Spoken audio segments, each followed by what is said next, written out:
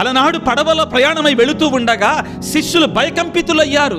తుఫాను చెలరేగినప్పుడు, గాలివాన వచ్చినప్పుడు మా జీవితం అయిపోయింది, మా బ్రతుకు అయిపోయింది.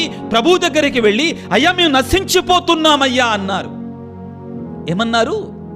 మేము నశించిపోతున్నామయ్యా, నీకు పట్టదా మా గురించి అన్నారు. యేసయ్య అన్నాడు, బిడ్డా, నా ప్రియమైన శిష్యులారా, మీ విశ్వాసం ఏమైంది? మీ నిరీక్షణ ఏమైంది? నేనున్నాను కదా మీకు తోడుగా, మీ పడవలో నేనున్నాను కదా, నేను ఇమ్మానుయేలును కదా. బిడ్డా, నువ్వెందుకు ఆవేదన పడుతున్నావు? నువ్వెందుకు వేదనలో ఉన్నావు? నేను రాబోతున్నా కదా. లేచాడు, గాలిని సముద్రాన్ని గద్దించాడు, ప్రశాంతత నెలకొంది. నీ జీవితంలో కూడా నీవు గొప్ప తుఫానుల నుండి వెళుతున్నావా? గొప్ప గాలివానల నుండి వెళుతున్నావా? యేసయ్య అంటున్నాడు ఈ రోజున, ఇదిగో నేను ఇమ్మానుయేలుగా పుట్టబోతున్నాను. 2 చేతులను చాచి ఇదిగో బోసి నోటితో నీ జీవితంలో ఆనందాన్ని నింపుతున్నాను.